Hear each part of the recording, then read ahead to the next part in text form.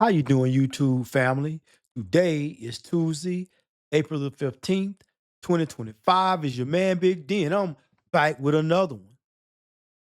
I want to thank all you good folk out there in YouTube land for continuing to support my son and I. We greatly appreciate it. Thank you. Well, family, I have another news report of a young brother that yet again crashed out.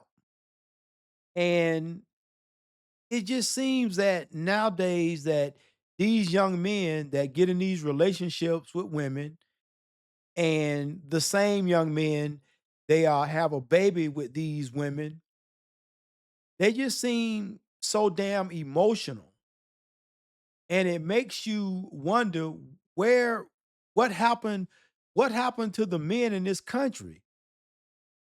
There's always been an attack on masculinity, I feel, that started a number of years ago. But now we see that with the attack on masculinity, and you have women that want men to be more in touch with their emotional feelings. They want their men to be able to come to them and cry on their shoulder. Well, this is what you get. You get men, you get emotional men just like this that don't have no idea how to conduct themselves other than to crash out. This is what you ladies wanted. But family, let's go on ahead and get into this and let's see what's going on. It is an incredible story of survival. A woman shot by her estranged boyfriend who held her and their daughter hostage. Yeah, this is frightening. We showed you body cam video back in July when Deshaun Dunmeyer was using his 3-year-old daughter as a shield from the SWAT team that was trying to rescue the little girl. Now, he was killed, but the mother and child survived, and now she has a message for other women. And not investigate. Shannon Butler has her story live in Studio C. Shannon. Greg et al., she was shot 8 times, scars she will carry for the rest of her life. But it's not just those wounds. The deepest scars cannot be seen, but she says she and her daughter are doing pretty well. And now she's hoping to save someone else from what she went through. What kind of man uses his daughter for a human shield? So because like I said, hey, you know what's gonna happen when you men, you emotional men, y'all betas get to the point where y'all get so emotional and wrapped up because you and the baby mama can't get along or y'all can't be together for whatever the reason, and you explode. You don't think that the SWAT team is not going to show up. You don't think after you have shot your baby mama a number of times trying to kill her, and then you scoop up the baby. So now at that point, you are a armed suspect. So it's an automatic, and then now it done turned into a hostage situation. So SWAT has to be called out.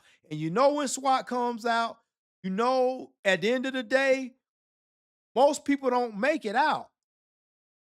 The suspect, they don't make it out. Unless as soon as SWAT shows up, they throw the gun out and come out with their hands up. Listen, if they try to talk that nonsense of SWAT, they're not gonna make it out. Sheila Smith felt meeting Deshaun Dunmeyer at an LA shoe store was meant to be. He was just really sweet. He had a good, I don't know, high energy. He just seemed very positive. We just had fun. I mean, after that day, we kind of were inseparable. What she didn't know until years later is that there was a side of him that was dark, so dark that he tried to kill her. The couple had broken up, but was co-parenting the best they could. That was until that day in July when she went to pick up her daughter and almost didn't make it out. And he was like, we're both gonna die today. And I'm like, Sean, please. You do not have to do this. And he was still going, like he was still mad, and then he shot me again.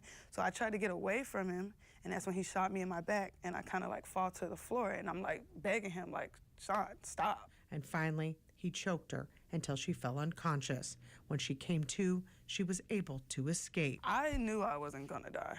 I was like, okay, I know I'm gonna just have to fight my hardest fight. She ran to get help. Finally, a man called 911, but that was just the beginning. She was completely unaware that while she was undergoing surgery, he was in a standoff with the SWAT team. I promise you she's gonna be all right. I need you to be all right because she needs a father, okay?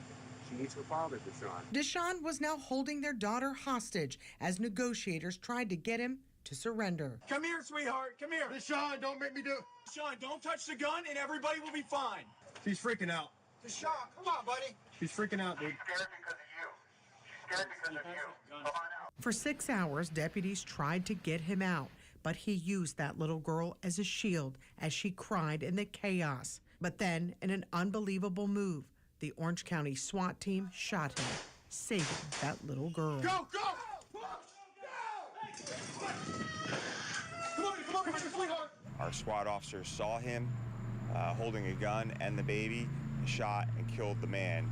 Thankfully, the baby is okay. In all, Sheila was shot 8 times and is here to tell her story, crediting God for being able to raise this little girl now that her father is gone, and hopes speaking today helps someone else who might also be in danger. I would say to always trust your gut feeling. If something doesn't sit right, something's probably not right. Now, Sheila has been through several surgeries, but as you can see there, they are actually doing pretty good considering what they went through. If you need help, we have linked resources on our website at WFTV.com. Greg, Martha. Bible story. Family, whoever the mother and father is of this young man, I know that they are ashamed. And I know they ask themselves, what did we do wrong to raise our son to be so freaking emotional that he decides on this day he just gonna snap. It's gonna, I mean, was she dating somebody? Was you trying to get back with her and she didn't want to get back with you? Perhaps, because I'm gonna tell you, I look at my man, he didn't look like he had no career.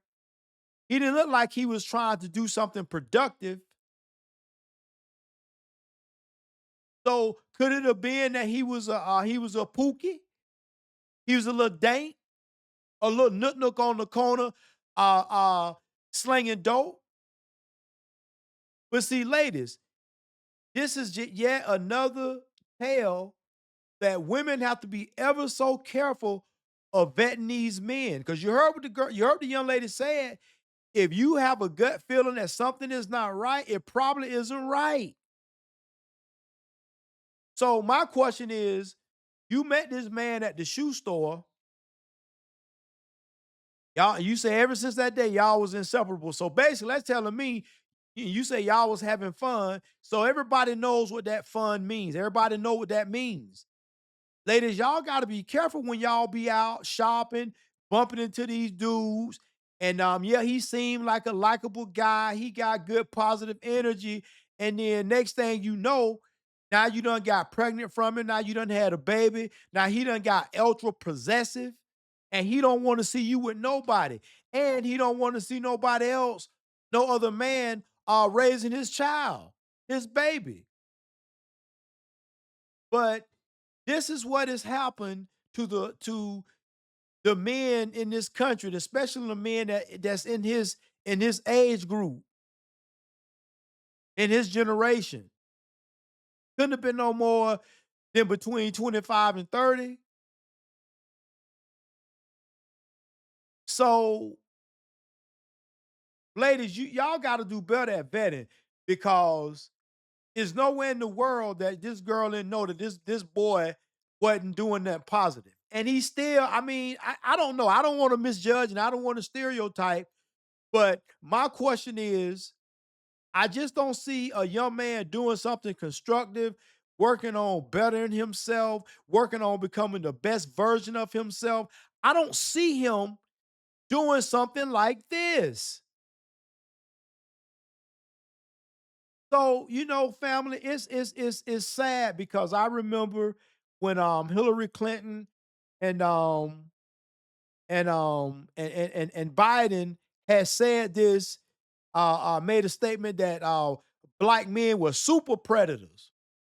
And you know what? Everybody frowned. Black folks frowned. They said, "How can you say that? How can you say that?" But you know what?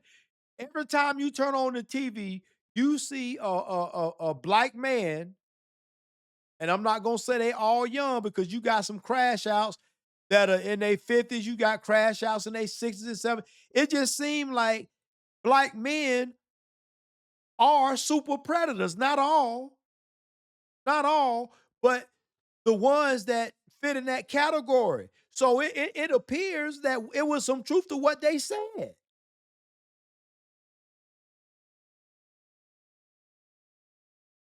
So this young man, for whatever the reason, life got so difficult that he gonna shoot his baby mama 8 times, and then think that the police ain't coming, and then you gonna use your daughter as a human shield.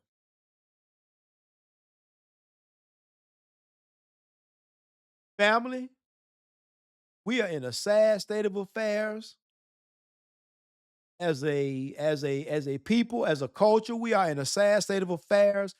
A lot of our the things that are important to us are misplaced, immaterial ish. Cars, jewelry, houses, shoes. It's like everybody trying to put on to see who got the most material BS. Even the ones that are the most wealthy of us, they do it too. They should be leading by example, but they out here, buying 10 cars and 5 and 8 mansions. Listen, I guess it ain't no banks in heaven and you can't take it with you. So I understand, hey, enjoy it and spend it, because if you don't enjoy it and spend it, somebody else will when you're dead and gone. So I understand that. But we as a people are we are so overstimulated by what we believe makes us the best of the best. For black folk, it ain't education. It ain't are you smart? Are you well to do? Are you perhaps good with your hands? Are you quick on your feet? Are you loyal? Are you honest? Are you trustworthy? It's things, it's words like that that when you start looking at those of us in our community, those words don't apply to. This young man right here, I would venture to say that he was not doing anything positive, because I believe beyond a shadow of a doubt, if you working hard as a man and you trying to build your success and you trying to become the most positive version that you could become, you don't have time to be crashing out, especially over a woman. Okay, you had a oops and now you got a baby. Okay, pay your child support, be the best father that you can be, that's humanly possible. But you keep on building and growing, you don't stop. But the issue is, did you ever start? That's the real question. And if you never started the process to become a better version of yourself, all you're doing is just becoming a better version of Pookie, a better version of Lil Well, family, always remember, be more tomorrow than you were yesterday. Peace.